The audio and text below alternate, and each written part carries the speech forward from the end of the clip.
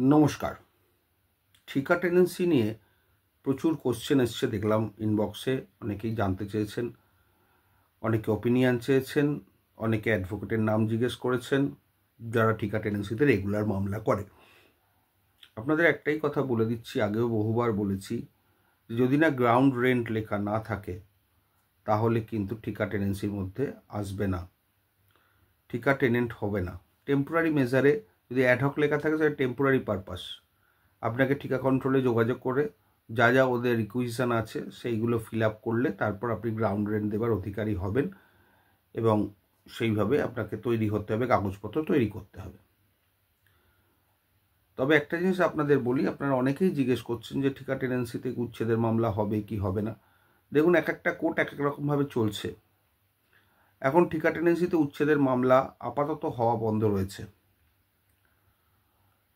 আগে চালু ছিল, বেশ কয়েক বছর আগেও চালু ছিল, কিন্তু এখন বন্ধ রেখেছে। ওই জন্য কোনো কোর্ট ঠিকা টেনেন্সির উচ্ছেদের ব্যাপারে মামলা নিচ্ছেন না।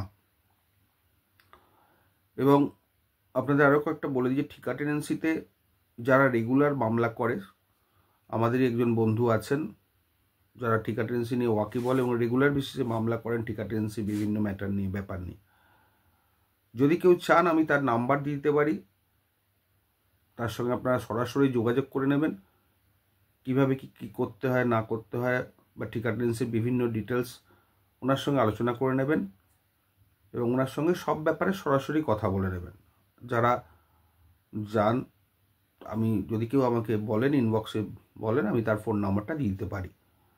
কিন্তু পাবলিক ফোরামে ভিডিওর মাধ্যমে তার নাম্বার বা নাম আমি ডিসক্লোজ করতে পারবো না, সেটা উচিত নয়। যারা ইন্টারেস্টেড তারা বলবেন, নিশ্চয়ই দিয়ে দেবো। এবং আপনাদের আবারও বলছি, সরাসরি তার সঙ্গে যোগাযোগ করে নেবেন, তিনি আপনাদের ঠিকমতো গাইড করে দেবেন এবং যা যা করার যথেষ্ট তিনি অভিজ্ঞতা সম্পন্ন, তিনি আপনাদের বলবেন। আর ঠিকা টেনেন্সি নিয়ে ব্যাপারটা একটু জটিলই আছে, বিভিন্ন সময় বিভিন্নভাবে এটা পরিচালিত হয়। সুতরাং যারা রেগুলার ঠিকা টেনেন্সি ম্যাটার করেন তাদের সঙ্গে যোগাযোগ করবেন, তাতে আপনাদের লাভ হবে। তাহলে আজকে এই পর্যন্ত ঠিকা টেনেন্সি নিয়ে বললাম। আর ফার্দার যদি কোনো দরকার হয় আমি ফোন নাম্বার নাম দিয়ে দেবো, আমার ইনবক্সে যোগাযোগ করবেন বা জানতে চাইলে আমি দিয়ে দেবো, তার সঙ্গে আপনি সরাসরি কথা বলে নেবেন। বিভিন্ন তার ফিজ যা যা আছে না আছে,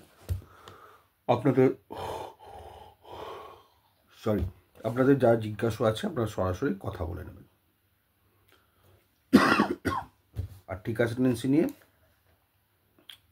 বারবার আমাকে কোশ্চেন করবেন না, কারণ যা বলার আমি বলে দিয়েছি, আমার বক্তব্য রেখে দিয়েছি। একজন আরটিআই নিয়েও বলছিলেন, দেখুন আরটিআইতে যা আসবে সেটাই মেনে নিতে হবে, এবং আরটিআইরা ঠিকা টেনেন্সি অফিসে তাদের আইও করেন। সুতরাং ঠিকা আরটিওতে যেটা বলছে সেটাই মেনে নেবেন, কোর্টও সেটা মানবে। সুতরাং আশা করছি আপনাদের বোঝাতে পারলাম। আগেও বলেছি ঠিকা টেনেন্সির ব্যাপার নিয়ে।